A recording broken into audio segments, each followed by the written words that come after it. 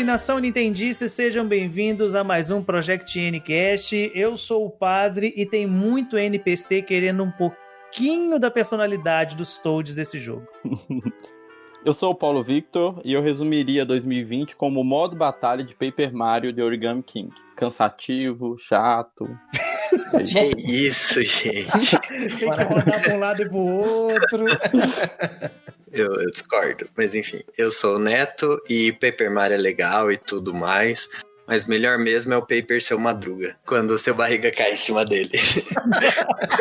Eu demorei pra pescar, mas depois Eu eu lembrei. também tô assim, onde que parece o Paper Seu Madruga nesse jogo? Eu também demorei pra pescar. Fala aí, galera, eu sou o Digplay e eu confesso que esse jogo me dobrou. Ó. Espero que seja no bom sentido. No bom sentido. Muito bem, estamos aí para poder falar um pouco sobre o novo jogo da franquia Paper Mario The Origami King, que chegou aí na última semana ao Nintendo Switch e tem arrancado suspiros da fanbase. Vem com a gente nessa jornada, roda a vinheta.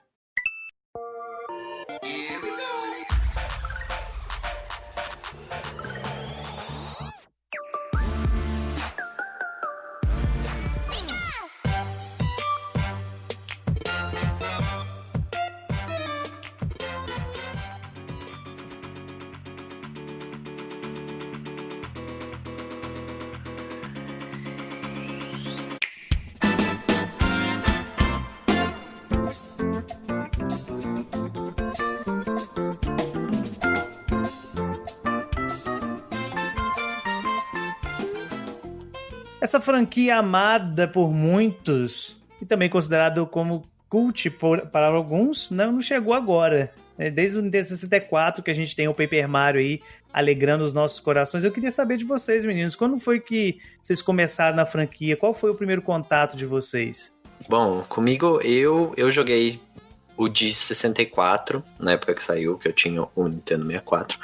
Depois do 64 eu não tive nenhum outro console da Nintendo, então eu não joguei os outros. Mas eu gostava bastante desse 64, por ser um Mario diferente mesmo. Eu até joguei mais do que o Mario 64, se eu não me engano. Porque tinha que alugar a fita e a do Mario 64 sempre vivia alugada, então eu alugava o Paper Mario e sempre gostei, assim. Paulo, você jogou também ou não? Eu joguei, mas eu joguei por emulador, padre. Eu joguei foi, assim, eu não sei te informar quando foi. Eu não tive um Nintendo 64. Meu pai preferiu comprar um PlayStation. Mas... Vai começar a sofrência de novo do PlayStation do menino. Ai, pois é, eu nunca superei. Enfim, eu joguei Paper Mario por emulador. Depois, não sei te precisar quanto tempo depois, acredito que 2008, 2007 mais ou menos. Você, Diego, foi desde o primeiro? Minha história é parecida com a do Paulo. Eu não tive um 64 e tive um PlayStation, mas aí a culpa não foi do meu pai, a culpa foi do meu irmão. Porque meu pai não tinha a menor condição de comprar um console. Eu tinha um Super Nintendo na época. Comprar um console novo, aí meu irmão junto com um amigo dividiu lá e comprou um PlayStation, eu não tive o 64. Então, o que eu joguei de 64 foi locadora, casa de amigo, e Paper Mario não foi um jogo que eu nem encostei em saber nem da existência na época. Eu fui jogar em emulador depois também, no computador. Eu não faço ideia também a época que foi, sei lá, não lembro mesmo, mas eu joguei no emulador de computador. E aí eu não zerei, eu achei fantástico o jogo, não zerei, e depois eu fui jogar em emulador de celular, anos e anos depois.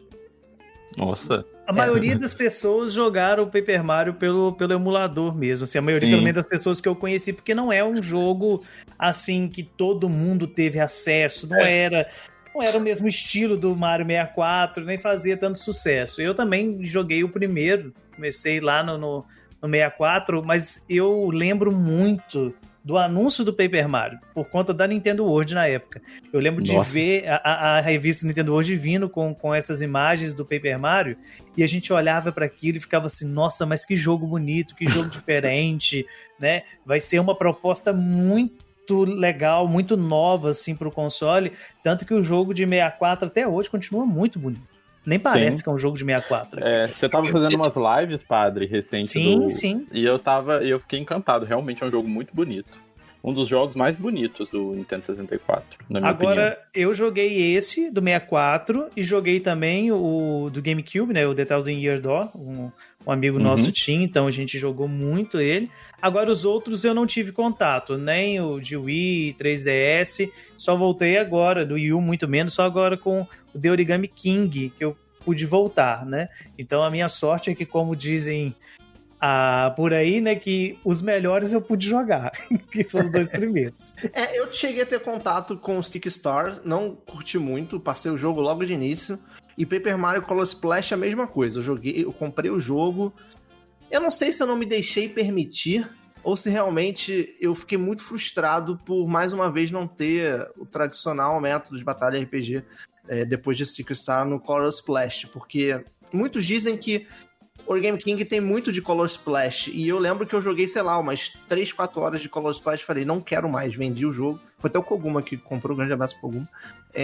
E não dei chance pra eles. Então, assim, o único jogo, Paper Mario que eu joguei de fato foi o 64 e agora o Origami King. O Paulo acho que jogou o Color Splash, não jogou, Paulo? Sim, o modo de batalha de cartas, realmente, eu acho que foi a entrada da franquia mais fraca, o Color Splash, e dividiu bastante os fãs, né? Mas Paper Mario, ele começou não como um jogo solo, né? Ele começou como uma possível sequência do primeiro Mario RPG, né? Que saiu pra Super Nintendo, que foi feito pela Square. E esse foi feito pela Intelligent Systems, né? Na época. Isso. Também. Até hoje, né? Então. E o nome virou-se Paper Mario até por causa desse problema de estar sendo feito o jogo pela outra empresa, né? Tanto que no Japão, o primeiro jogo de 64 se chama Mario Story, não Paper Mario. Se cogitou até ser Super Mario RPG 2 na época, mas por causa da questão da Square e da parceria e tal, eles desistiram e colocaram Mario Story e o Paper Mario no ocidente. Uhum. Até a direção de arte é bem diferente, né? Porque o Paper Mario ele pega essa ideia do mundo 3D com os personagens 2D dentro dele. E é um caminho bem diferente, né? Do que era o Super Mario RPG. Né?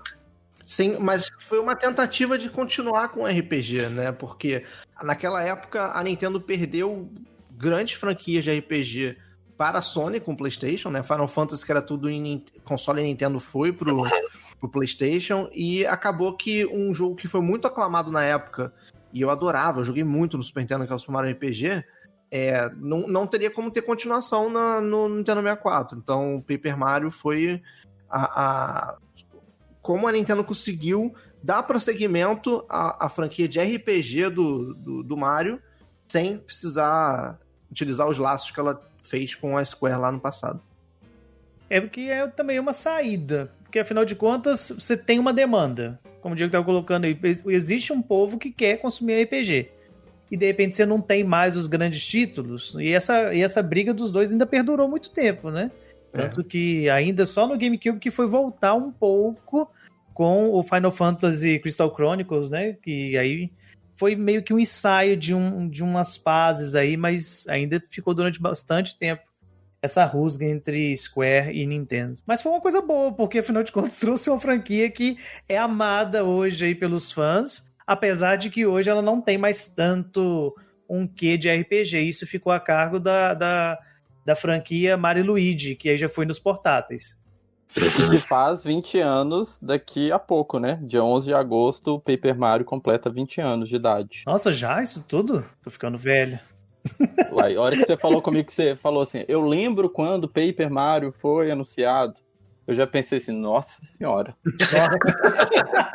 Mas é verdade. A gente consumia Nintendo World e eu lembro perfeitamente das scans vindo em revista. Quando o Paper Mario foi lançado, eu tinha 9 anos. E você lembra de quando ele foi anunciado. Revista, Paulo, era um negócio impresso em papel, assim, não sei se você lembra.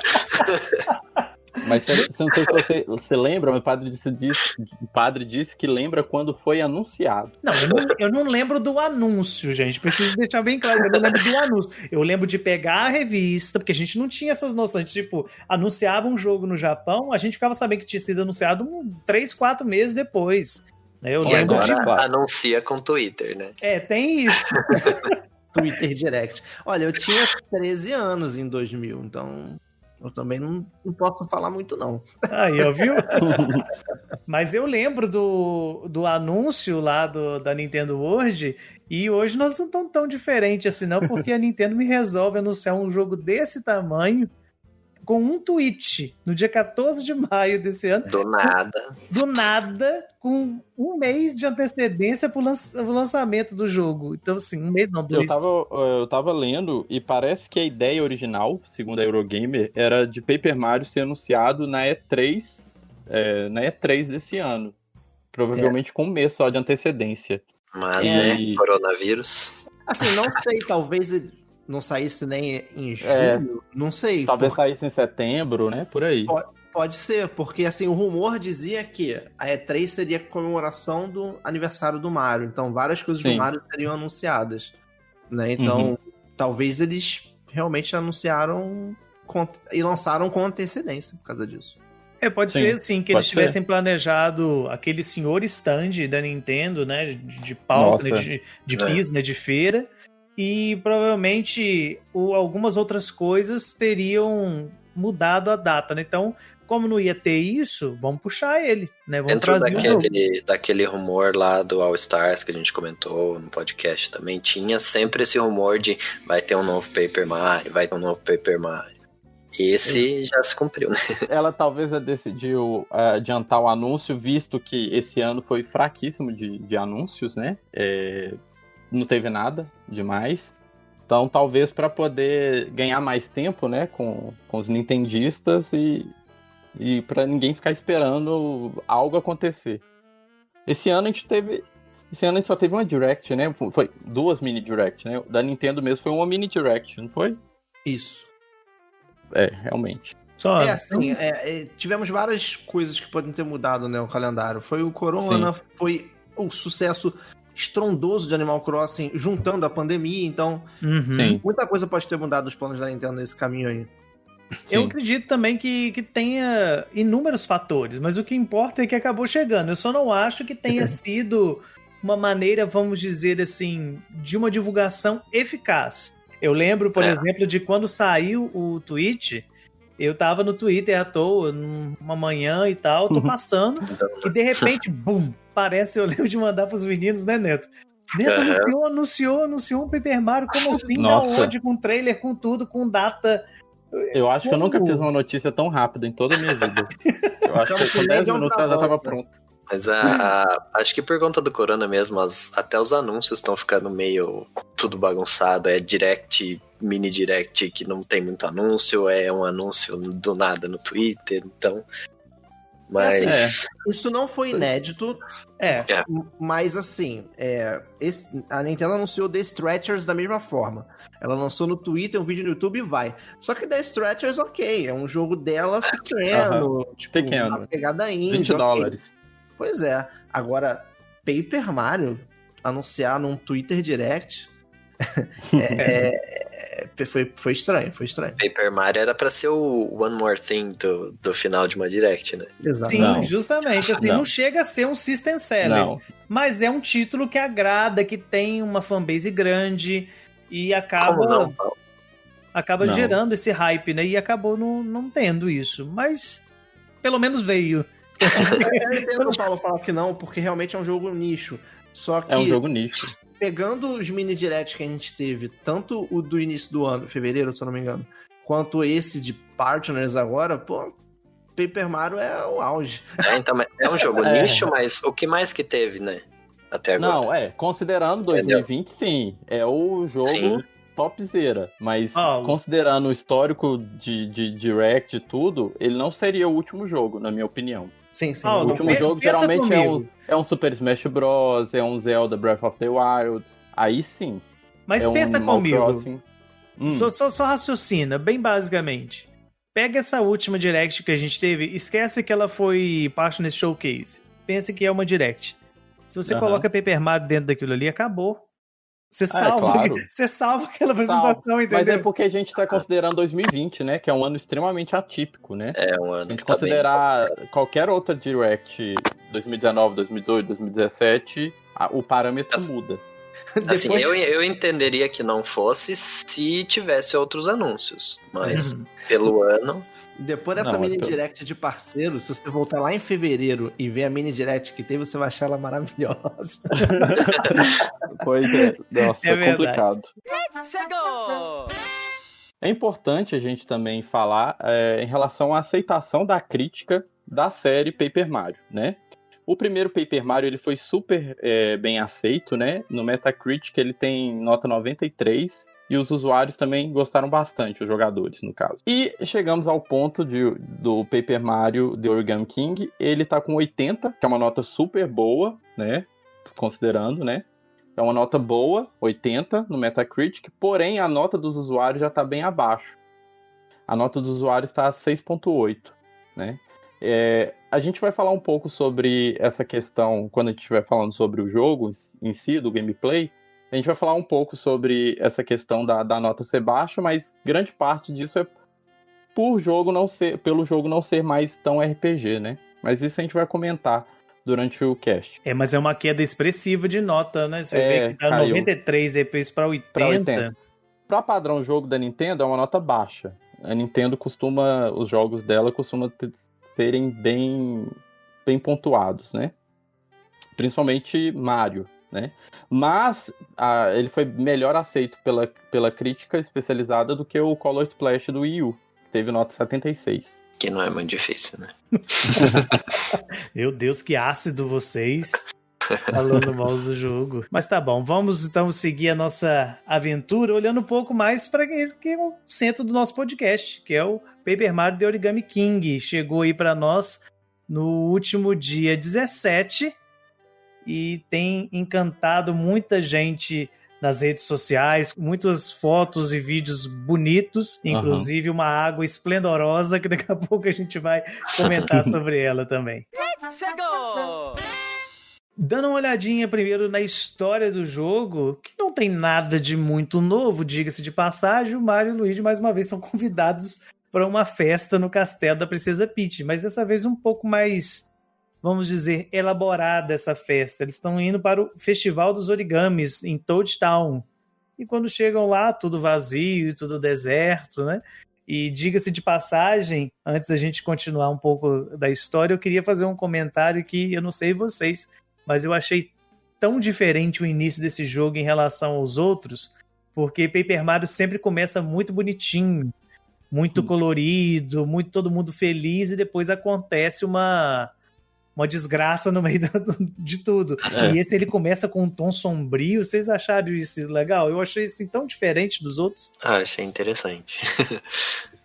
Desde a música, tipo, não tem música, não tem nada, é só o Mario e o Luigi vindo num Paper Kart, que diga-se de passagem, eu quero ele no Mario Kart 9 quando surgir, né? E tudo sem música, sem nada, tudo muito sombrio. Eu achei isso muito legal no jogo. Deu uma quebra, né? Mudança. Eu achei diferente e tudo, mas na verdade o plot da história continua como o mesmo. Quando chegam lá, tudo vazio, tudo deserto, e eles descobrem que tanto a Princesa Peach quanto vários personagens ali do contexto de Toad Town e seus arredores foram transformados em origami pelo King Oli, que é o Origami King, ele que vai ser o grande vilão da nossa história. E nessa jornada você tem como ajudante a Olivia, que é a irmã do Oli, né? Um nome bem original, na verdade, e que vai te ajudar, te concedendo os poderes da dobradura, como sempre o Paper Mario e a franquia usando os jogos de palavras para poder deixar tudo mais divertido. Mas o plot básico e a missão é você resgatar a Princesa Peach das mãos do Rei Oli. O que vocês acharam da história? Vocês acharam ela cativante ou não? Mais do mesmo? Assim, a história do jogo em si é uma história simples, né? Não tem uma profundidade muito grande, mas é uma história interessante. Ela é bem explorada, né? Até pelo toque de humor. A história sempre cai nesse lugar comum, né, do Mario. Resgatar a Princesa Peach. Mas o mundo criado pra esse jogo eu achei tá tão bem feito, tá tão bonito. que bonito dá esse mesmo. up na história. Porque, por exemplo, o Paper Mario de 64 já era bonito, como vocês disseram, pra época. Mas esse tá num nível de qualidade, eu acho assim, tanto dá pra ver o carinho na produção do jogo, tanto quanto teve Luigi's Mansion, porque é detalhe embaixo de detalhe, é dobradura, é o papel, tá Nossa, é muito lindo, bem lindo, feito. lindo, lindo. É muito lindo. A história em si não tem nada muito original no seu conceito, né? Você, mais uma vez, é chamado para um festival. Toda hora a Peach faz festival lá na cidade do Toad, né? A Peach, mais uma vez, é quem você precisa resgatar, mas o que eu achei interessante é, como o padre falou, o clima da introdução dessa história é muito bom, e você tem uma Peach que, na verdade, ela não teoricamente foi sequestrada, ela meio que foi dominada pelo rei, então ela tá ali, entre aspas, na própria vontade, a gente sabe que não é, mas enfim, né? Não é algo que alguém raptou ela, não, e tem todo um envolvimento ali meio à la Super Mario RPG, que você vai, junto com os inimigos, tentar ajudar a retornar o castelo de volta junto com a Peach. Então, a história em si, ela não tem grandes novidades. A forma como ela foi apresentada foi muito bem feita. E, assim, esse é um pequeno problema pro início do jogo, porque o Paper Mario ele é focado muito em história. Né? Então, você não tem uma história muito original, já meio que quando você começa a jogar, você fica, né? Só que a forma que ela é apresentada e ela vai se desdobrando, sem trocadilhos, foi sem querer. Como ela vai se desdobrando, é sensacional. É sensacional. Então, o início da história é clichê, mas conforme o troço vai andando, é sem igual, assim. Eu também achei muito legal essa maneira que eles tiveram de contar a história, que é a mesma, mas de uma maneira diferente. Eu achei isso, assim, de uma sutileza, mas ao mesmo tempo de algo tão profundo, que eram coisas assim que eu confesso que eu não esperava ver ali. Por exemplo, a gente não vai dar spoiler aqui nesse podcast, até porque nenhum de nós ainda fechou o jogo, né? Alguns estão no meio, outros estão mais pro início, eu já estou mais quase terminando, mas a gente não vai dar spoiler, então podem ficar tranquilos, podem seguir ouvindo o podcast sem medo. Mas logo no início, a gente vê cenas assim que eu não esperava ver em Paper Mario. Então, assim, nos 10 primeiros minutos do jogo, você tá dentro da cidade, tudo bonitinho, e de repente você tá no calabouço do castelo, dentro de uma câmara de tortura. Então, assim, você olha para aquilo e fala assim, eu não esperava ver isso no Paper Mario, sabe? É uma última coisa do mundo que eu imaginava ver num jogo do Mario, uma câmara de tortura. Ou então, alguns inimigos com umas frases, assim, um tanto creepy mesmo, pra você, aceite a dobradura, aceite esse mundo novo, você vai mudar a sua perspectiva de vida. A sombra do grampeador grampeando, né? É um engraçado negócio... até os origamis em si, você vê, eles têm uma cara mais que dá medo do que os desenhos normais no papel, né? É uma parada meio bizarra, mas assim, é diferente, é legal. E ao mesmo tempo eu acho que eles conseguiram fazer algo leve, bonito, mas também que traz alguma, assim, que não é uma inovação porque a franquia já teve, mas que trouxe uma mistura legal. Então, assim, logo nos primeiros momentos que você sai do castelo, de repente você tem um momento ali, não sei se vocês vão lembrar disso, mas que você pega uma estrela e sai andando por cima de espinhos e tudo, uma coisa assim muito rápida acontecendo. E você fica assim, nossa, que coisa diferente, né? Que legal, assim, não, diferente não porque não tenha acontecido na franquia, porque isso já tinha acontecido em outros episódios da série, mas de uma maneira nova, né? Dentro de um contexto, etc. Então, assim, eu achei bem legal isso. É o que eu falo até no meu mini review que eu fiz no meu canal. O Paper Mario Origami King, ele é um jogo de detalhes. Então, a cada passo que você dá, a cada parte que você evolui na história, na sua jornada ali, são tantos detalhezinhos que vão acontecendo, como por exemplo esse da estrela, animações que você não esperava, sabe? Assim, eu não vou dar spoiler, mas aquela parte da floresta que você chega lá e daqui a pouco começa a acontecer um negócio e você fala, o que tá acontecendo? Eu nunca imaginei que ia acontecer um negócio desse. Entendeu? Então, cada detalhezinho, cada fala do Toad que você salva, cada coisinha te dá uma experiência e vai complementando a sua experiência. Então, cada vez que você joga mais detalhe acontece e mais você se apaixona ali por aquele universo do Origami King. A personalidade que tem, né? Os chefões, tudo tem uma história que você consegue entender ali, tem personalidade e cabe naquele mundo, é muito, muito bem feito mesmo. É um mundo que funciona, né? Tem uma parte também da floresta que é legal que a gente tá andando assim e de repente tem uma musiquinha tocando no fundo, uma caixa de som meio rachado, assim, chega num primeiro momento é engraçadinho, depois fica chato. Aí você tá andando com aquela musiquinha tocando na sua cabeça, pelo menos isso aconteceu comigo. Falei, nossa, que música enjoada, já cansei de ouvir essa música. E eu cheguei perto da árvore e bati com o martelo na árvore. Aí cai a caixa de som cai e quebra. Aí você fala assim... eu, pelo menos, a reação que eu tive foi, eu não sei se eu podia ter feito isso. Se eu podia ter quebrado, eu também tive a mesma reação. Eu falei, ixi, parou a música. Mas esses detalhes, assim, que é uma coisa mínima, mas que dá um up na produção, você olha e fala assim, poxa, eles pensaram nisso aqui. Eles colocaram isso aqui de uma maneira muito legal, muito discreta e sem parecer um treco forçado. Porque, sinceramente, eu acho que se fosse um outro jogo qualquer, teria alguma coisa falando assim, missão, bata na árvore para quebrar a caixa de som. Entendeu? Eu acho que teria uma coisa assim. E ele não, você foi lá, bateu, acabou. Olha, tá bom. O jogo realmente tá muito bonito, né? Eu acho que a série toda, ela sempre trouxe essa questão, essa direção de arte, serem jogos extremamente bonitos. Mas no Switch, como o Neto falou, tá muito, muito bonito, tá muito caprichado o jogo.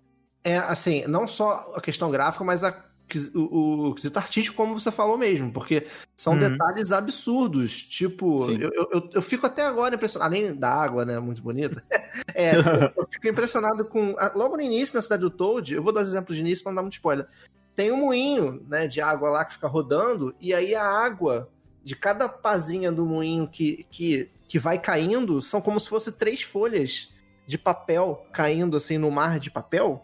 E você percebe direitinho que são folhas caindo, mas você olha, parece realmente que é água caindo no mar, e todo aquele splash que faria da água normalmente, de papel.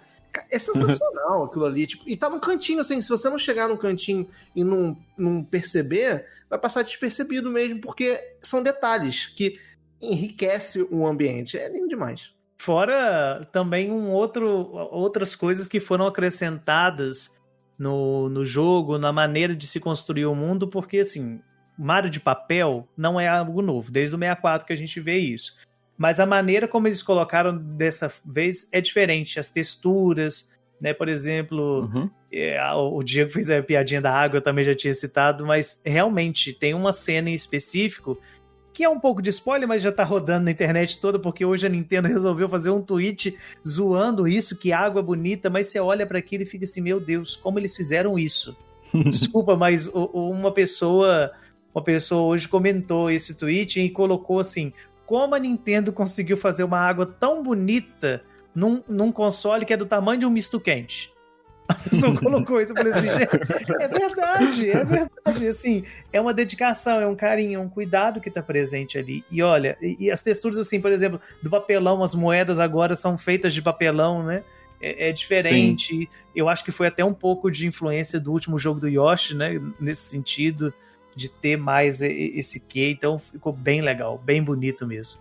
Eu joguei o último Yoshi que também teve no Switch, mas o Paper Mario tá muito mais bonito. Tá mesmo. Não, isso aí sem dúvida. Muito mais bonito. Mas nem só isso a gente tem, assim, de novidade no jogo. A gente tem muita coisa diferente e o principal destaque, que desde o trailer a gente viu, é o novo sistema de batalha. que no primeiro momento gerou muita expectativa nos fãs, achando assim, finalmente nós vamos ter um sistema de batalha de RPG por turno novamente na franquia. E depois a gente viu que não era bem assim. Mais ou menos isso. Até o Paulo falou na apresentação dele, me destabilizou um pouco na minha apresentação, porque eu gostei, assim, Nossa, do repetitivo. sistema. Eu não achei assim, a batalha em si não tem muito porquê, porque perde essa parte dos níveis de RPG, que não... Só pra contextualizar quem tá ouvindo e não jogou, o modo batalha agora é o seguinte: você tá no centro e tem os inimigos ficam ao seu redor. Você tem que, antes de você começar a batalhar, você tem que girar os inimigos de modo que eles fiquem numa posição que o seu ataque vai matar o máximo de inimigos possíveis. Vai dar bônus. Que você vai ganhar bônus no final, e além de, né, terminar com aquilo ali mais rápido possível. Porém, na primeira hora de jogo, você fala, nossa, que legal, interessante, inteligente, nunca tinha visto algo desse tipo. Porém, com o tempo de jogo, fica muito cansativo. Eu não sei se vocês tiveram essa percepção de achar cansativo. Eu não achei. Neto, mas...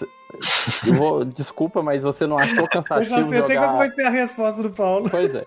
Você não achou cansativo jogar Pokémon Let's Go, sendo que tem 6 NPCs com todo mundo com 6 Geodudes, level 7, e você com Pokémon level 25? Você não achava cansativo passar por aquelas cavernas? Você não vai achar cansativo isso. Mas eu achei assim, é um sistema diferente. A batalha em si não tem muito porquê na história, além de você ganhar moeda. Mas eu acho assim, tem essa estratégia dos giros, tem um negócio de cada item que você pode usar, você tem que estar preparado com o item antes, entendeu? Sim, não é dos piores. E a hora que você encontra o chefão e isso vira esse modo de batalha, se vira ao contrário, é muito legal. Eu concordo com você, não é dos piores, né? A gente já teve o Little Town Hero aí pra provar que dá pra ser pior. Dá pra ser bem pior. Mas eu achei enjoativo. Você gostou, Diego, do modo? Então, vamos lá. A minha introdução foi o que eu falei, né? O jogo eu acabei sendo dobrado por esse jogo. Por quê? De início, eu achei criativo. Eu achei legal, interessante. E aquilo foi, sim, ok, legal, não sei se eu quero isso pra mim, não. Aí, conforme eu fui jogando e as coisas foram evoluindo, eu curti. No final das contas, eu curti. Preferia RPG? Preferia. Mas eu achei interessante esse método de batalha. Falando dos batalhas simples, assim, contra monstros, elas são difíceis e fáceis ao mesmo tempo. Porque não importa o que você faça na batalha, você vai matar os monstros. Porque é muito fácil matar eles. Utilizando os itens e tal, se você fizer o puzzle ou não. Agora, resolver os puzzles são difíceis. Logo de início, quando você começa, pelo menos comigo, talvez eu seja meio lerdo, mas eu não conseguia fazer aqueles puzzles de jeito nenhum, aí eu fui pegando a manha, né? Uma coisa que o Danilo do canal Bate-Papo Nintendo falou que eu achei muito interessante a experiência da batalha não existe, mas você vai ganhando experiência em como resolver aqueles puzzles ali. Sim. Paulo, só uma pergunta, você chegou na parte dos fantasmas? Não. Dos boss? Não. Então. Uma coisa que eu quero... Não. Eu parei na caverna, na mina. Nossa, a hora que vocês chegarem na parte dos fantasmas, porque, assim, não sei se eu posso dar spoiler aqui. Já dando spoiler, os fantasmas, eles aparecem nos locais que eles estão e somem antes de da gente poder girar o mapa. Então, assim, você tem que guardar na memória o local pra você fazer. É bem chatinho. Outra crítica minha em relação ao modo batalha é que a recompensa eu acho pouca. É moeda só. Não tem... Sim. Eu acho que faltou isso. Faltou um motivo pra você entrar nas batalhas simples. Faltou um motivo pra você entrar na batalha simples. Então, dá vontade de ir embora mesmo e dar só um tchauzinho e ir embora. Eu confesso pra vocês que eu entrei na onda, assim, de acreditar no sistema de batalha. Falei, olha, legal, vai ser legal, vai ser divertido. Nos primeiros inimigos, beleza, peguei a manha lá de como fazer os puzzles, tudo direitinho.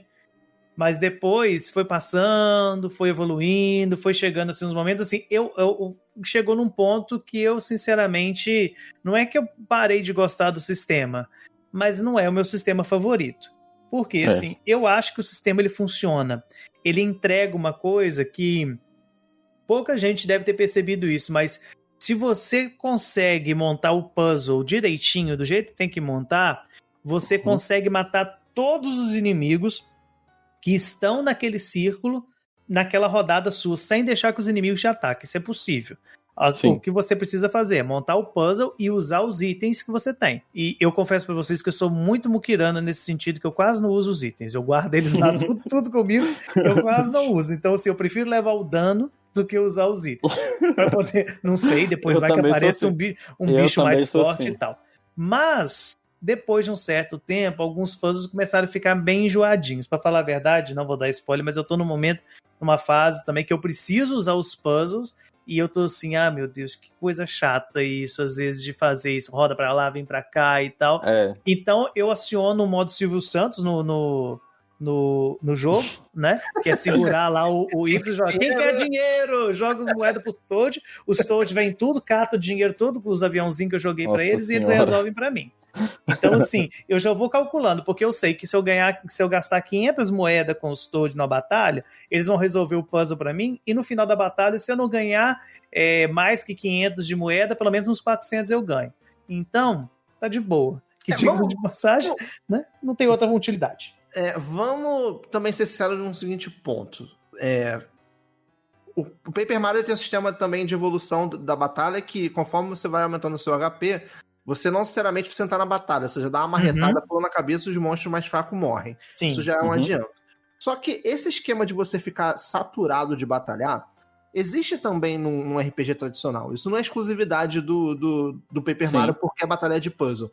Quem nunca jogou um Final Fantasy Super Nintendo, principalmente Final Fantasy, que os encontros eram aleatórios, e você não aguentava mais ter que andar aquele percurso todo, toda hora vinha um encontro random, ou quem nunca se entupiu de repel numa caverna de Zubat, né?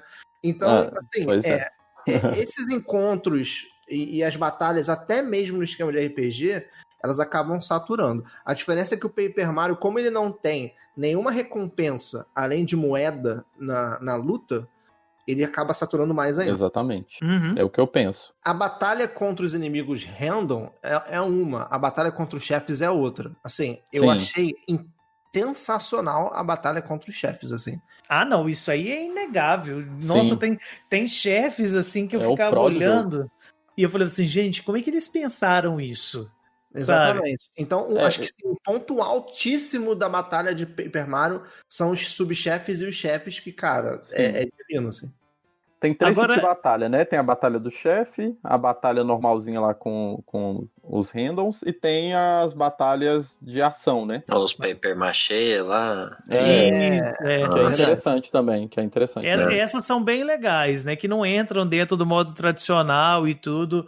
Que são divertidas. Eu confesso pra vocês que quando eu vi o primeiro Goomba desse de papel machê, assim, eu olhei pra ele e falei assim, gente, como é que eu vou matar esse bicho? Eu acho que o jogo ele é tão intuitivo de bater no martelo, que você bate o martelo em tudo, que você vê o Goomba lá, pra mim foi intuitivo, já chegar batendo com o martelo nele. Não, mas eu tô falando assim no sentido de... Eu ficava pensando que a gente ia entrar numa batalha, porque a primeira vez que aparece o inimigo de papel machê, você não imagina que você vai ter que lutar com ele no cenário. Você imagina que ele vai entrar numa batalha e você vai ter que lutar contra ele, né? Então eu falei assim, nossa, vai ser uma luta difícil essa, vai ser um boss. Mas depois ele acaba virando um inimigo corriqueiro, você encontra com ele toda hora.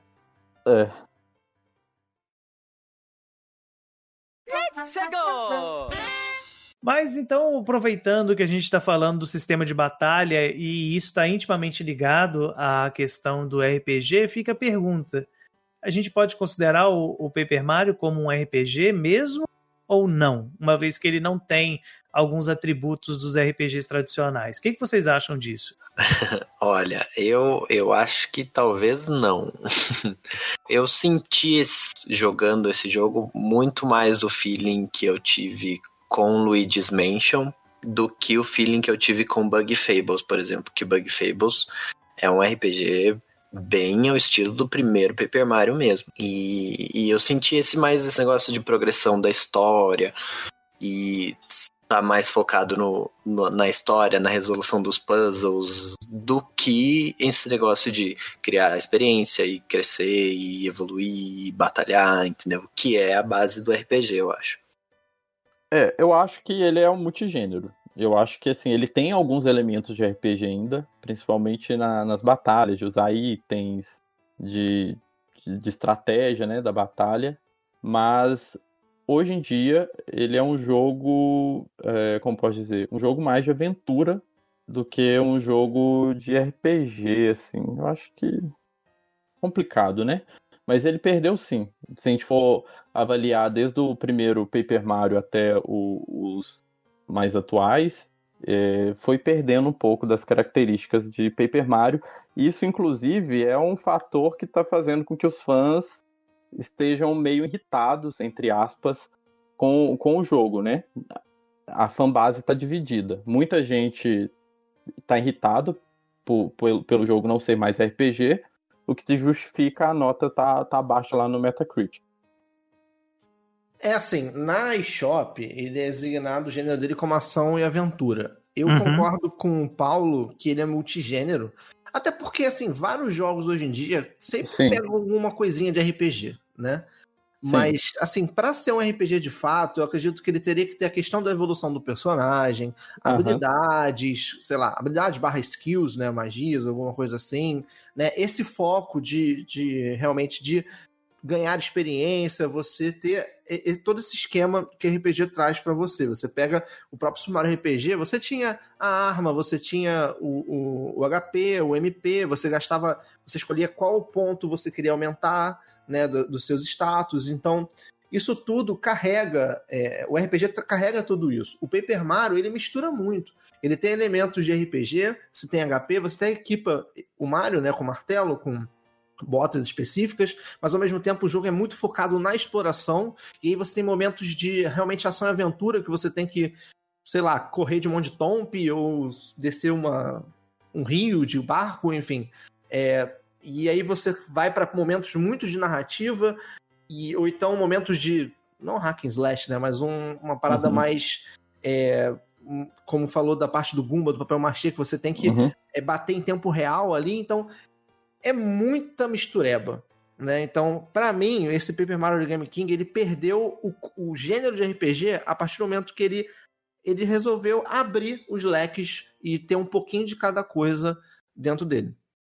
E é legal a gente lembrar que, assim, o fato dele não ser um RPG não é uma coisa ruim, tá, gente? Assim, pelo menos pra mim não é. Né? Eu acho que é uma coisa boa.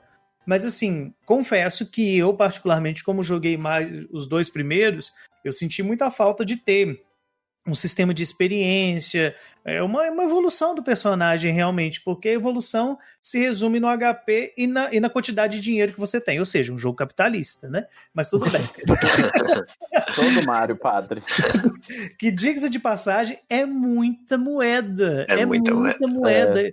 Eu não sei, sabe? Desde do New Super Mario Bros. 2 lá no 3DS, que eu vejo que a Nintendo tá colocando o Mario nessa obsessão de moeda. Antigamente, 100 moedas era uma coisa assim, muita coisa. Tanto você ganhava uma vida. Hoje em dia, 100 moedas não é nada. Quando eu comecei a jogar o Paper Mario, assim, de cara você ganha mais de 1.000 moedas. Assim, eu falei, que isso? Eu já comecei o jogo assim, com muita moeda. Quando você vai jogando, você vai vendo que não é nada, 5 mil moedas, 10 mil, 13 mil. Assim, chegou o momento do jogo que eu falei, vou gastar todas as minhas moedas. Aí gastei tudo, fiz zerado. Acabou, tô jogando, tô olhando, 15 mil. Mas tem um momento X, não faz parte da história em si, mas é meio que uma side quest, mais ou menos. Que você ganha, assim, brincando 40 mil moedas, o jogo te dá assim, puf, toma aqui, pode ficar. Aí você fica assim, tá, então beleza, quando eu quiser eu volto aqui e pego mais, né? Perdeu o valor a moeda. Não, tá pior que o nosso real, mas tudo bem. Mais valorizado que o real.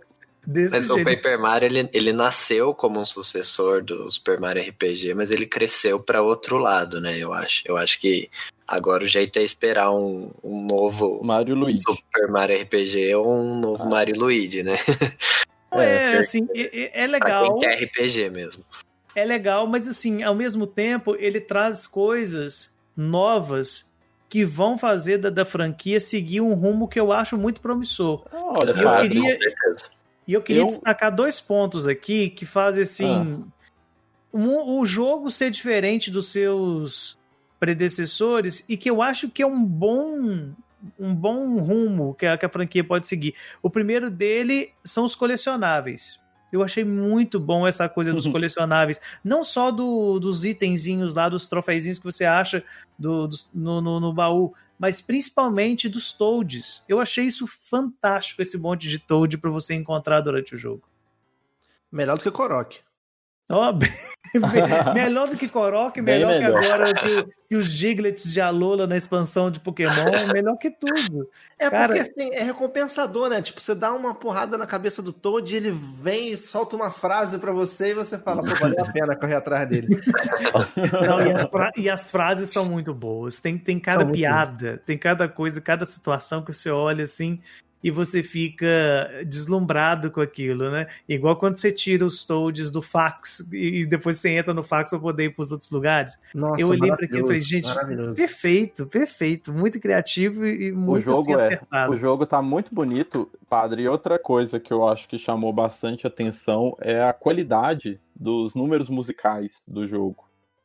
Nossa, tá muito legal, tá muito engraçado, tá muito divertido. Muito bem feito. Essa parte do fax foi engraçado, padre, porque eu tô jogando o jogo online, né? Por isso que eu tô demorando pra poder zerar. E aí, na Twitch, especificamente, no YouTube tem uma galera mais velha que me segue, mas na Twitch eu tive que explicar o que era o fax. Ah, não, sério? Porque tinha gente, eu falei, gente, quem sabe o que é um fax? Qual a idade de vocês aqui na Twitch, pessoal? 13, 14... 15. Nossa. Cara, esse pessoal não sabe o que é fax. Mas é mesmo, isso é verdade. O público na Twitch é bem mais novo. Eu tô fazendo live aí quase 3 vezes na semana e a gente vê que são uns meninos muito novinhos, assim. Então, de vez em quando, eu vou jogar algum jogo mais retrô, algum Mario antigo, né? E eles não conhecem, simplesmente. Então, é tudo muito novo, né? O próprio Paper Mario, quando eu fui fazer lives de Paper Mario do 64, o pessoal olhava pro jogo e falava assim, nossa, que jogo é esse? Eu nunca vi esse jogo. Eu falei assim, gente, é de 64. Quando saiu esse jogo? Lá nos anos 2000. Nossa, a gente nem tinha nascido ainda. Mas isso é legal, esses Toads, essa coisa dos colecionáveis, porque dá um up, né? E não só de você querer ter todos, mas a recompensa, como já disse, da questão das falas, mas também da jogabilidade. Quanto mais Toads você tem, mais gente você tem lá nas suas batalhas para poder te ajudar a resolver os puzzles.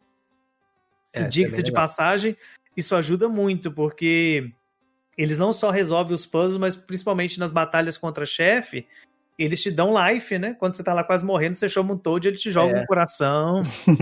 Então... Sim. E salva muito a gente de algumas enrascadas. Eu não tenho pena mais de usar eles, não. A partir do momento que você... A partir do momento não, mas você acostumou que na batalha normal é muito fácil. Vou pagar o Toad pra passar aqui rapidinho, pá. Aí você chega no chefe, é essencial usar o Toad. Não é só pra ele passar, não. É pra ele salvar tua pele. Não precisa. Tem hora que o chefe te deixa lá com 10 de HP. Aí você fica assim, cara, o que eu vou fazer agora? Não tem mais item, não tem mais nada. Chama você olha os coraçãozinhos que tem no meio pra ver se consegue pegar também. Não dá pra pegar. Vou chamar os Toad aqui. E os Toads dão uma ajudada. Assim, o jogo, eu não achei o jogo difícil, né? Eu acredito que a maioria das pessoas também não vão achar o jogo difícil. Realmente eu tenho mais dificuldade com o sistema de batalha, às vezes, porque a ansiedade bate um pouco. Você vai vendo aquele relógio terminando e fala assim, meu Deus, o que eu vou fazer? Aí eu vou logo seguro mais lá para poder encher o tempo de novo, né? Já que eu tô com 40 mil moedas mesmo, vão gastar isso. Os jogos em si da Nintendo, eles estão hoje em dia com uma pegada bem mais casual, né? Eu acho que é pra abranger, né, a faixa etária. Então o jogo não é difícil mesmo. É um jogo que, assim, tem uma certa dificuldade em alguns momentos, mas não é um jogo difícil. Mas aí você entra num paradoxo no Paper Mario que sim, o jogo é fácil pra poder pegar todas as idades, mas ao mesmo tempo uma criança, dependendo da idade dela, não vai pegar todas as referências que tá sendo dita ali naquele jogo. Não pega mesmo. Tem muita coisa ali, muita referência legal. Tem uma cena em particular, eu não sei se isso é spoiler, mas tem um Minion do Bowser em um momento X que você tá num contexto e você abre um baú e é um troféuzinho desse Minion. E o Minion olha e de repente ele fala assim, até que enfim alguém reconheceu o meu trabalho, tantos anos trabalhando pra esse homem, ninguém nunca me deu nada. Você olha pra aqui e fala assim, cara, que genial isso, que coisa legal terem colocado essa referência aqui, porque é verdade, sabe? No café também, no café quando tem... café. São detalhes, pessoal, são pequenos spoilers. Que tem lá o Goomba e o Shy Guy disputando, né? Quem é o preferido do Bowser. Aí o Goomba fala, eu sou o preferido, você pode perceber. O Bowser sempre me coloca na frente. Eu tô sempre na frente, não nos campos de batalha, ainda porque ele gosta mais de mim. São referências muito legais que o jogo traz, assim, que realmente uma criança não conseguiria pegar. Mas a facilidade mesmo, assim, que eu percebi é que, por exemplo, se você começa a morrer muito, ou então não conseguir resolver algumas situações, alguns puzzles, eles facilitam, eles têm um sistema assim para poder deixar mais tranquilo. Não é uma coisa forçada, nem aquela coisa de pergunta, igual alguns jogos têm, olha, você tá morrendo muito, você quer que facilita? Não, eles fazem isso automaticamente. Então eu achei isso legal também estar ali presente. Mas não quer dizer que o jogo seja extremamente fácil. Tem partes em particular que eu passei bastante aperto para poder conseguir resolver alguns boss aí que vem pela frente que são bem complicadinhos, não é tão simplesinho assim não. Eu acho que isso não é exclusividade da Nintendo, tá? A Nintendo vem realmente facilitando seus jogos, mas as gerações vêm facilitando os jogos, porque a galera não tá mais naquela vibe de querer jogar jogos super difíceis, até mesmo a tecnologia não precisa disso. Antigamente você tinha um Mega Man, Castlevania, essas coisas assim, que precisavam colocar aquelas coisas impossíveis pra você passar pro jogo render. Hoje a galera prefere mais seguir pro viés de, por exemplo, Paper Mario. É um jogo que nunca para, sempre tem alguma coisa acontecendo, e ele é um jogo comprido. Então as empresas estão preferindo esticar o tempo de gameplay, colocando, sei lá, mais história, mais elemento, mais gimmick, mais side quest, alguma coisa assim, do que focar realmente na dificuldade pra prender o jogador naquilo ali. E tem muita coisa, assim, que vai não só facilitar, mas que vai trazer um prazer que você continuar, né? Então, eu apontei uma questão que eu acho que é o futuro da franquia, agora eu puxo a segunda, que é o mundo aberto que o jogo tem, inúmeras possibilidades para poder você explorar. Então, assim, não sei vocês, mas eu muitas vezes parei simplesmente de jogar a história para poder rodar mapa. Pra eu poder ver cantinho, olha esse canto aqui que eu não vi, olha essa outra coisa aqui que eu não tinha percebido, esse detalhezinho aqui. Então, isso prende o jogador também. Isso faz com que ele continue ali e querer descobrir cada detalhezinho do jogo. Eu acho que esse foi um acréscimo muito legal na franquia, que não tirou a linearidade, eu preciso deixar isso claro, que não é, de fato, um mundo aberto igual um Zelda da vida, mas ele te deixa mais solto para que você possa fazer as coisas ao seu tempo. Então, você vai... É como o Diego falou mesmo, antes os jogos eram pequenos, então eles tinham que focar na dificuldade para você ter mais o que fazer. Sim, hoje justamente. Você tem um jogo grande que você pode fazer o que você quiser e colecionáveis e espaços, então você pode melhorar essa parte do que só na dificuldade, né? Isso que você falou, padre, de mundo aberto, é uma discussão dentro da comunidade. Algumas pessoas acham o Paper Mario mundo aberto, outras pessoas não acham. Assim. Eu sou do team, não acho. Assim, pra mim, ele tem uma área muito aberta pra você explorar, mas ele é meio que a gente chamava de sandbox no passado. Que nem um Mario Odyssey, né? Você tem uma área ampla de exploração, mas é naquele espaçozinho ali, né? Limitado. E realmente, esse é um ponto altíssimo do jogo, porque você se perde explorando tudo, vendo cada cantinho, e é recompensador. Esse que é o ponto. Você não vai ficar saturado de ficar explorando o ambiente. Porque uma coisa interessante também do início do jogo, então não é spoiler, você entra na cidade do Toad, tá tudo deserto, tudo destruído, um monte de buraco, e aí, conforme você vai evoluindo, você vai consertando os buracos, a cidade vai se popularizando, a cidade que estava morta fica viva. E você tem mais... incentivo de voltar lá, falar com o pessoal, fazer o que você não poderia fazer antes. Então, isso é bem legal mesmo. E é legal, assim, eu acho que o que é uma linha muito tênue que vai separar o que é e do que não é um mundo aberto, né? Eu também não considero o jogo como um mundo full aberto, porque são áreas separadas. Mas eu entendi a proposta deles de fazer essas áreas separadas, porque uma vez que cada área tem a sua temática, tem até suas paletas de cores diferentes, eu acho que seria quase impossível de fazer tudo num mundo só. Então, assim, tem lugares, por exemplo, que vai estar tudo de noite, que tem que estar de noite, tem um motivo para estar de noite, e depois como é que você faz isso numa outra parte do mapa? Eu não sei se eles conseguiriam manter o nível de detalhes que eles fizeram num mundo todo conectado, assim, num único mapa, carregado todo de uma vez, entendeu? Eu não sei se eles conseguiriam fazer isso. Chegou! Outra coisa que é própria desse jogo, Paper Mario Origami King, é a presença da Olivia, que é uma companionzinha que tá ali junto com você, e que ela é mais aquele companion que vai te dar umas direções, né? A franquia Zelda tem muito disso. Você tem a nave lá, você tem as outras fadinhas junto com você, que vai te direcionando e tudo, e aqui nós temos a Olivia, que, diga-se de passagem, eu não gostei dela, não. Eu não sei vocês, mas eu achei ela achei ela bem chatinha. Coitado. Nossa, padre, maldade. Ah, mas eu achei sim, eu achei ela bem chatinha, e principalmente por um fator, ela que te ensina a batalhar, e em vez de ela te ensinar tudo de uma vez, não, ela vai ensinando tudo picadinho. Então assim, gente, ensina tudo de uma vez só, cada batalha é um novo tutorial, então assim, o começo é bem chato, eu achei bem maçante, bem desnecessário. Eu não sei vocês, o que vocês acharam dela? É porque ela tá descobrindo um mundo novo, saca? Então, a Olivia é como se fosse quase uma criança que tá descobrindo um mundo completamente novo. Então, tudo pra ela é incrível, sabe? Então, tudo pra ela é good vibes. Então, às vezes, se irrita um pouco mesmo. Não, é assim...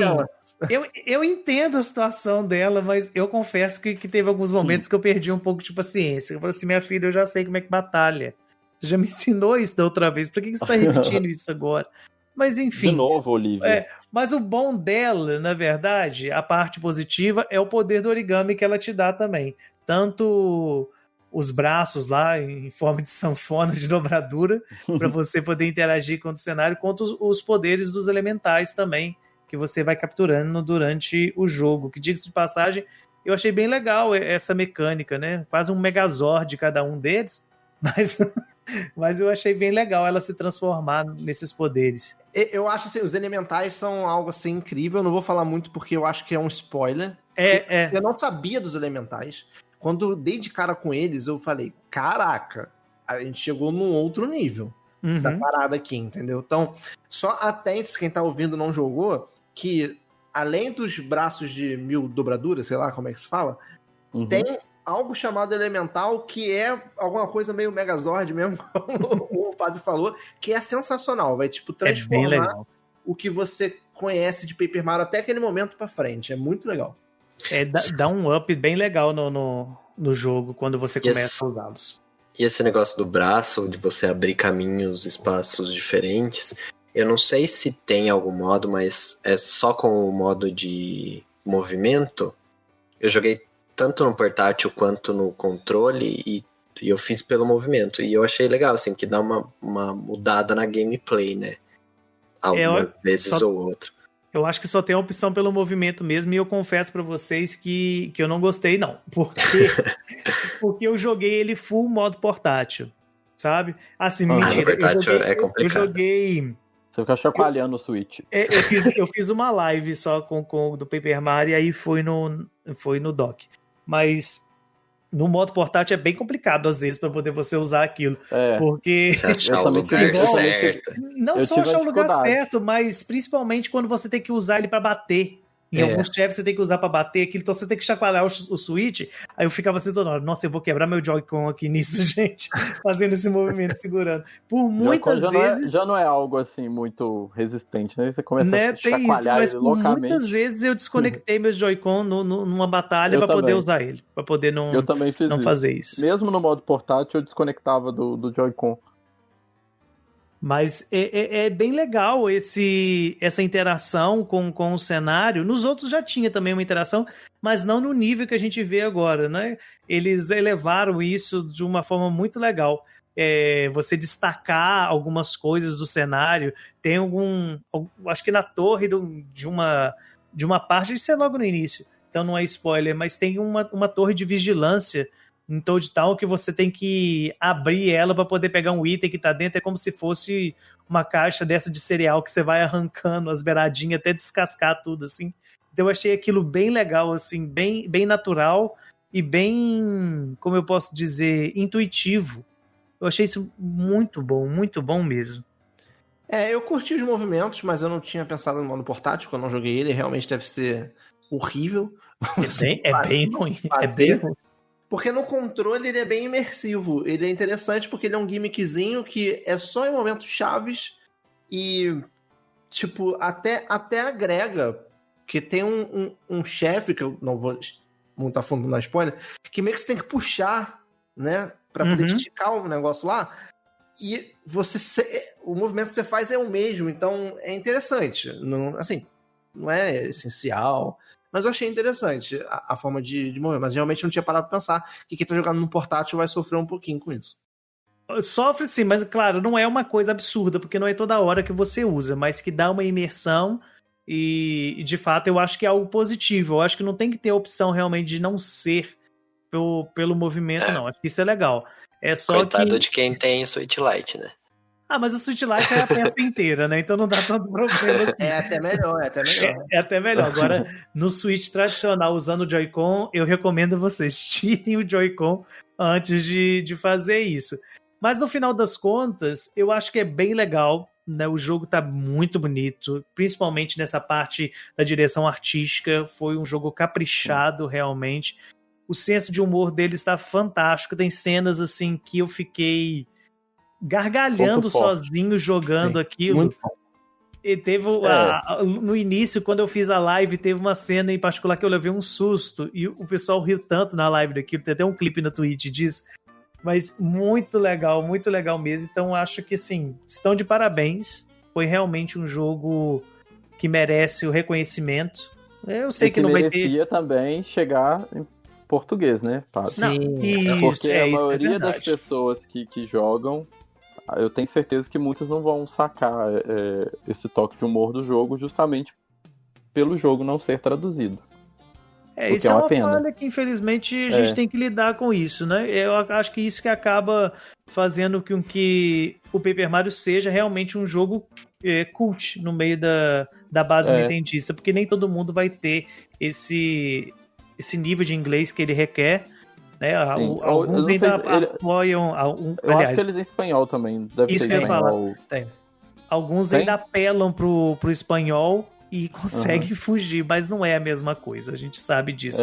Porque tem todo um nível de trocadilhos ali, de piadinhas internas que são bem legais e que fazem falta realmente num jogo desse, a localização. Então, é o que eu falo. Se você não sabe inglês, espanhol, alguma língua do jogo, eu acho que talvez não vale a pena, porque você vai perder metade da experiência do jogo. Sim. Mas nem, assim, queria só deixar claro uma coisa. Se você não entende inglês, e realmente, como o Diego disse, não vai ser uma experiência muito boa. Agora, se você entende, faz um pouquinho de esforço, né, se o seu nível fosse em básico, porque vale a pena. O jogo é muito bonito, a experiência é muito positiva, tá valendo muito a pena. É o grande nome aí do Switch nos últimos tempos, mesmo com Animal Crossing até hoje, hein, roubando as vendas todas, é um grande título. Então, vale muito a pena se aprofundar aí no Paper Mario The Origami King.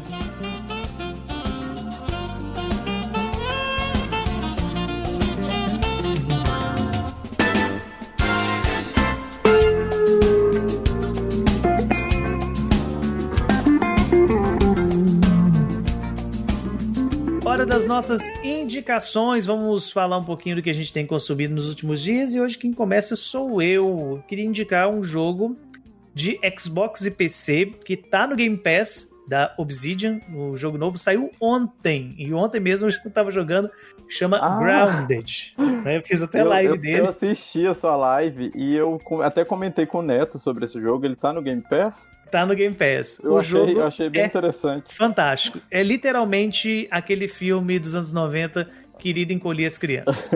É literalmente isso. É um jogo de sobrevivência onde você foi encolhido, você e seus amigos, e foram jogados no jardim de casa. Mas então, o jogo foi lançado ontem? Tinha foi gente lançado no chat ontem. que tava te ensinando a jogar. Como assim?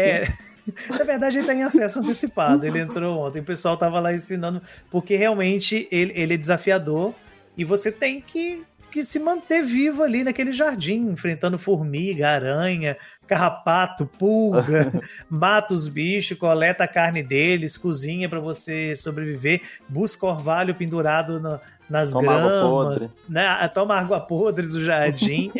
Olha, é bem divertido. Só joguei uma vez e durante a semana eu devo fazer mais live aí com os meus amigos lá na Twitch. Então tá bem legal o Grounded. Se você tem Game Pass, nem pensa duas vezes, baixa lá. Agora, se você não tem, eu acho que ele está na Steam também, né? Se você não tem Xbox. Mas vale muito a pena. Grounded, jogo de sobrevivência aí das criancinhas encolhidas no jardim. Neto? Eu vou indicar um jogo também. Eu vou indicar um jogo que se chama Locomotion.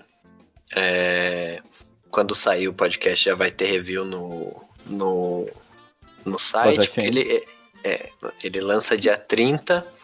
É um jogo puzzle de quebra-cabeça que você comanda um trem, que você tem que levar o trem do ponto zero até a porta lá para ele sair de cada mundo. E tem... Cada mundo tem suas gimmicks, você tem que mudar os trilhos, e tem imãs, e tem vento que empurra outros carrinhos, e elevador, e assim, é um jogo que eu gosto muito já de jogo puzzle, mas esse jogo ele chamou bastante atenção em mim porque é uma dificuldade assim que eleva num nível que eu nunca tinha visto num jogo puzzle antes. Que você no jogo puzzle você... Deixa eu te fazer uma pergunta. Você viu aquele Conduct Together? Esse eu peguei. Eu vi, mas eu não joguei. Pelo que eu vi do trailer desse jogo, era bem parecido. Parecia muito. Eu vou dar uma olhada também. Porque eu tenho esse também, porque eu peguei numa promoção, mas eu não joguei, porque era muito barato. Esses jogos de 1 centavo eu tenho, mas eu não jogo. Até a temática do jogo é a mesma, de trem. Eu vi o trailer. Mas eu achei bem interessante, porque assim, elevou a dificuldade dos puzzles num nível que eu tô há horas num puzzle só que eu não consigo passar. Então é bom, mas você tá te prendendo não. O Conduct Together tem um elemento a mais que você tem que pegar os passageiros no ponto. No ponto não, né? Legal. É interessante. Muito bem, Diego. O que você tem pra nós aí? Então, eu vou indicar um jogo que eu joguei muito pouquinho, mas ele já tem um legado muito interessante, que é o Bloodstained Curse of the Moon 2. Eu joguei um inteiro, ele é maravilhoso. Pra quem gosta de Castlevania na época de 8... A gente falou aqui, né? Jogo difícil, que te prende. Então, o Bloodstained Curse of the Moon, o primeiro e agora o segundo também, que é melhor do que o primeiro, ele é essa pegada. 8 bits, estilo Castlevania, só que todo reformulado já pra geração atual, né? Ele tem aquele quesinho lá do passado, mas com uma jogabilidade muito mais fácil, fluida de hoje em dia. Eu acho esse jogo sensacional. Ele é muito bom. Eu zerei um inteiro e tô começando a jogar o 2 agora. Você acha o 2 na Steam por R$29, não é muito caro, mas no Switch tá bem carinho, eu acho. Porque aí é em dólar, né? Você converte, não dá muito certo. Mas eu indico, pra quem é fã de Castlevania antigo, Bloodstained Curse of the Moon 1 ou 2. Bem, e você, Paulinho? O que você tem pra nós? Então, eu vou indicar uma coisa que eu não terminei de assistir. Tô no 4º episódio. Vai ser, acho que a série do Sandy Júnior. Olha, assim, eu ia indicar isso. Aí, ó. Mas eu achei que ia sair muito da curva. Não. Já que você tá indicando, eu endosso. Eu endosso completamente. Eu já vi tudo. Olha, Aí, ó. Então, eu ainda não tô vi, no eu 4º preciso episódio. Eu assinei Globoplay só por conta disso, inclusive. Eu fui criado nos anos 90, né? Nasci nos anos 90, mais uma vez, né? Padre. Eu vou fingir que eu nem ouvi a sua indireta, Paulo. Então, eu cresci gostando muito de Sandy Júnior. Fui no show de Sandy Júnior quando era pequeno e sempre gostei bastante. E aí teve essa série agora, né? Então ela é bem nostálgica eu assinei Globoplay só pra assistir, já assisti 3 episódios, tô assistindo, comecei a assistir o 4º, e achei muito bem feito, muito legal, e essa é a minha indicação. Ó, deixa eu só dar um pontinho nessa indicação do Paulo. Pra quem é fã, não precisa nem falar, né? Mas pra quem não é fã, é interessante, porque tem coisas ali que ninguém sabia da história deles, sabe? E, assim, todo o trabalho por trás, como é que tudo foi feito, todo o esforço, o crescimento profissional, onde eles chegaram, porque, assim, a gente tem 2 espectros no Brasil sobre o Sandy Júnior. A galera que é meio, entre aspas, preconceituosa com a dupla, e a galera que gosta. E essa galera, eu tenho certeza que essa galera que é preconceituosa, ou era em algum momento, assistir a série, cara, vai mudar completamente a visão que tinha da dupla. É muito legal, é uma série realmente muito bem feita, muito legal. Sim, com certeza. Eu já quero ver, eu confesso que eu ainda não peguei pra ver, mas vou agora, depois de endossado por 2 pessoas, eu vou ter que pegar pra poder assistir. E tem o show também, que tá o show eu já vi. O show eu já vi. Eu também. Eu escuto sempre no Spotify, mas tá muito bonito. Fui. Hashtag eu fui. Ai, ó. Olha só, privilegiado. Eu saber que eu gosto um pouco. Eu tentei ir, mas eu não consegui o ingresso. Eu também tentei ir, não tinha cartão Elo. Fui entrar na fila também. Fiquei na posição 300 mil na fila, falei, ixi. Ai, muito bem. Então chegamos ao final desse Project Ncast. A gente quer agradecer o Diego pela presença. Muito obrigado aí pela colaboração. Vende seu peixe. O pessoal, apesar de que todo mundo já te conhece, mas não custa nada, né? Falar um pouco aí das suas redes. Eu que agradeço o convite, foi muito divertido aqui participar do cast. Bom, eu tô no YouTube, canal Digplay, falar de Nintendo em geral, tutorial, gameplay, etc. Tô também no Instagram, @canal Digplay, no Twitter. Tudo canal Digplay você me acha lá. Também na Twitch, mas a Twitch eu tô muito de vez em quando, assim, só quando eu faço live no YouTube mesmo, mas também pode me achar por lá. Muito bem, então a gente agradece mais uma vez o Diego, agradeço você que esteve nos ouvindo, lembrando sempre que você pode nos encontrar no projectn.com.br, onde você pode ver as últimas notícias do mundo Nintendo, também nos procurar aí no Twitter, no Instagram também, ProjectN, para você ficar antenado em tudo aquilo que está sendo dito no momento sobre Nintendo. Grande abraço e até a próxima. Até mais. Obrigado. Valeu!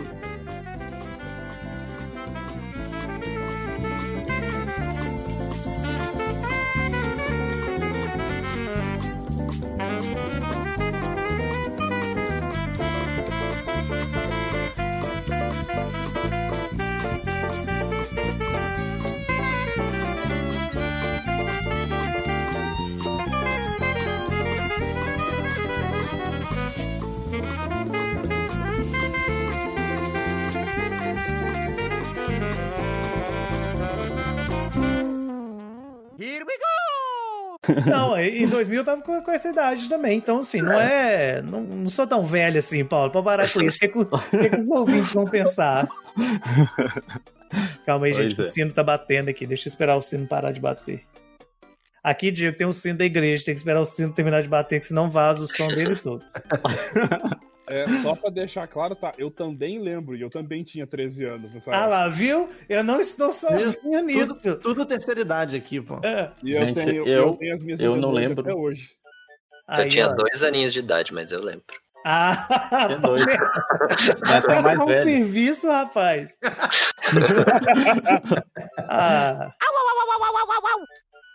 Vamos pra história? Pra ser sincero com você, 2020 tá tão complicado que se anunciasse New Super Mario Bros. Como o jogo principal de uma mini direct, eu ia achar ótimo pro parâmetro do ano. Como é que é? Pro parâmetro deste ano, das mini directs que a gente tá tendo, se em vez do New Super Mario Bros. Tivesse sido lançado ano passado, fosse lançado esse ano, anunciado esse ano, eu ia achar ótimo. Pelo padrão que a gente tá tendo. Eu não sou parâmetro pra isso, não, porque você sabe que qualquer momento que anunciar New Super Mario Bros. já é motivo de festa. Então assim... Eu tô esperando meu 3D Land. Alguém? Gente, o que tá acontecendo com vocês? Vocês estão cansados? Não, eu tô pensando na indicação, mas é isso mesmo. Deixa eu falar, então. Esse podcast foi editado por Jonathan Sidoski. Game over.